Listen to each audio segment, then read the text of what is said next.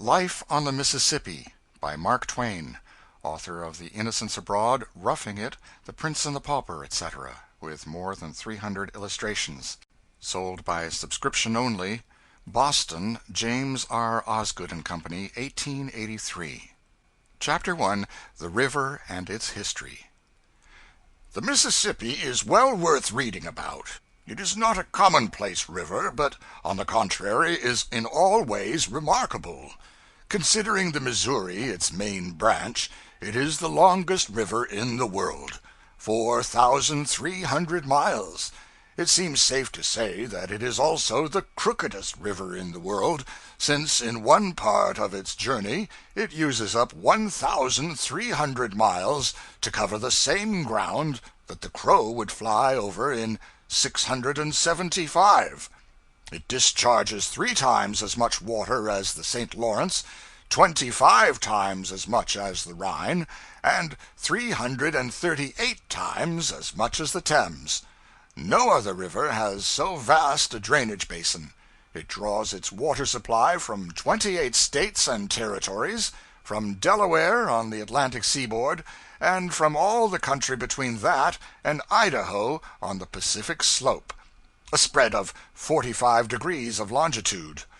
The Mississippi receives and carries to the Gulf water from 54 subordinate rivers that are navigable by steamboats, and from some hundreds that are navigable by flats and keels.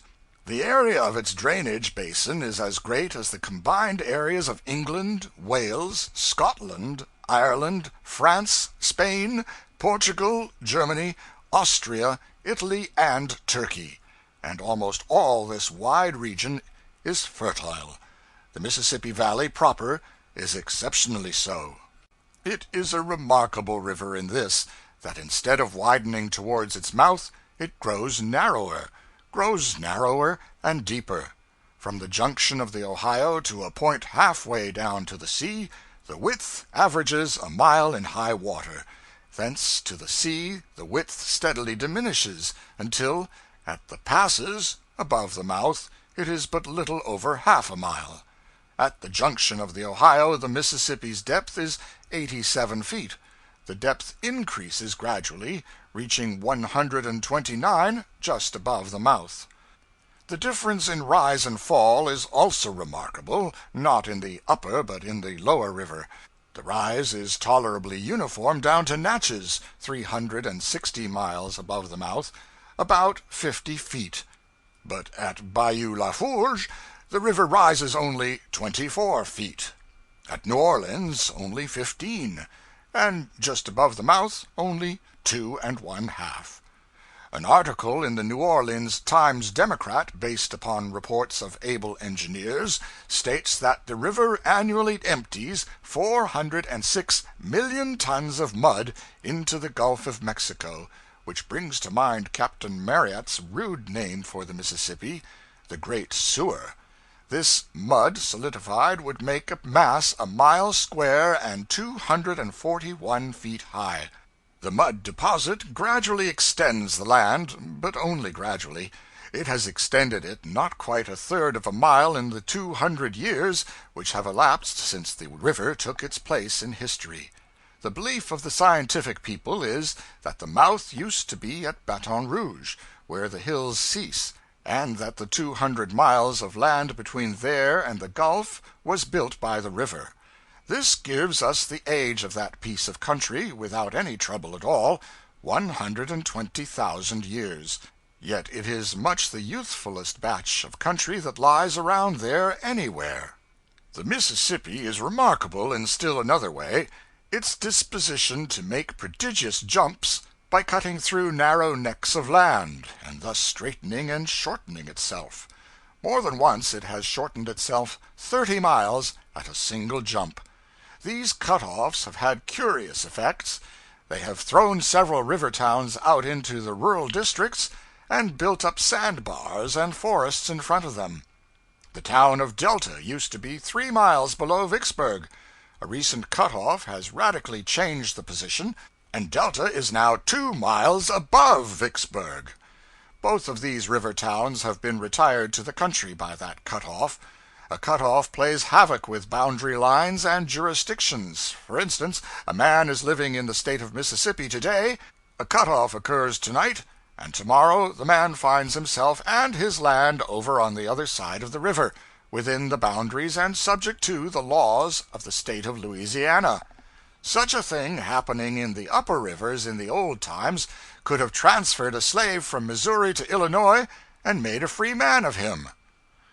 The Mississippi does not alter its locality by cutoffs alone. It is always changing its habitat bodily, is always moving bodily sideways. At Hard Times, Louisiana, the river is 2 miles west of the region it used to occupy. As a result, the original site of that settlement is not now in Louisiana at all, but on the other side of the river, in the state of Mississippi. Nearly the whole of that 1,300 miles of old Mississippi River, which La Salle floated down in his canoes 200 years ago, is good, solid, dry ground now. The river lies to the right of it, in places, and to the left of it, in other places. Although the Mississippi's mud builds land but slowly down at the mouth, where the Gulf's billows interfere with its work, it builds fast enough in better protected regions higher up. For instance, Prophet's Island contained 1,500 acres of land 30 years ago. Since then, the river has added 700 acres to it. But enough of these examples of the mighty stream's eccentricities for the present. I will give a few more of them further along in the book. Let us drop the Mississippi's physical history and say a word about its historical history, so to speak. We can glance briefly at its slumberous first epoch in a couple of short chapters, at its second and wider awake epoch in a couple more, at its flushest and widest awake epoch in a good many succeeding chapters, and then talk about its comparatively tranquil present epoch in what shall be left of the book. The world and the books are so accustomed to use and overuse the word new in connection with our country that we early get and permanently retain the impression that there is nothing old about it. We do, of course, know that there are several comparatively old dates in American history, but the mere figures convey to our minds no just idea, no distinct realization of the stretch of time which they represent. To say that De Soto, the first white man who ever saw the Mississippi River, saw it in 1542, is a remark which states a fact without interpreting it. It is something like giving the dimensions of a sunset by astronomical measurements, and cataloging the colors by their scientific names. As a result, you get the bald fact of the sunset, but you don't see the sunset. It would have been better to paint a picture of it.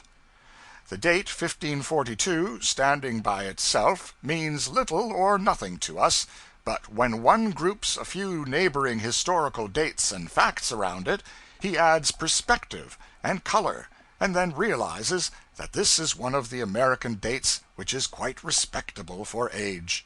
For instance, when the Mississippi was first seen by a white man, less than a quarter of a century had elapsed since Francis I's defeat at Pavia, the death of Raphael, the death of Bayard, sans peur et sans reproche, the driving out of the Knights Hospitallers from Rhodes by the Turks, and the placarding of the 95 Propositions, the act which began the Reformation. When De Soto took his glimpse of the river, Ignatius Loyola was an obscure name. The orders of the Jesuits was not yet a year old. Michael Angelo's paint was not yet dry on the Last Judgment in the Sistine Chapel. Mary, Queen of Scots, was not yet born, but would be before the year closed. Catherine de' Medici was a child. Elizabeth of England was not yet in her teens. Calvin, Benvenuto Cellini, and the Emperor Charles V were at the top of their fame, and each was manufacturing history after his own peculiar fashion. Margaret of Navarre was writing the Heptameron and some religious books. The first survives, the others are forgotten, wit and indelicacy being sometimes better literature preservers than holiness. Lax court morals and the absurd chivalry business were in full feather, and the joust and the tournament were the frequent pastime of titled fine gentlemen who could fight better than they could spell, while religion was the passion of their ladies, and classifying their offspring into children of full rank and children by brevet their pastime. In fact, all around, religion was in a peculiarly blooming condition. The Council of Trent was being called, the Spanish Inquisition was roasting and racking and burning with a free hand. Elsewhere on the continent, the nations were being persuaded to holy living by the sword and fire. In England, Henry VIII had suppressed the monasteries, burnt Fisher and another bishop or two, and was getting his English Reformation and his harem effectively started. When De Soto stood on the banks of the Mississippi, it was still 2 years before Luther's death, 11 years before the burning of Servetus, 30 years before the St. Bartholomew's slaughter. Rabelais was not yet published, Don Quixote was not yet written, Shakespeare was not yet born. 100 long years must still elapse before Englishmen could hear the name of Oliver Cromwell. Unquestionably, the discovery of the Mississippi is a datable fact which considerably mellows and modifies the shiny newness of our country, and gives her a most respectable outside aspect of rustiness and antiquity. De Soto merely glimpsed the river, then died and was buried in it by his priests and soldiers.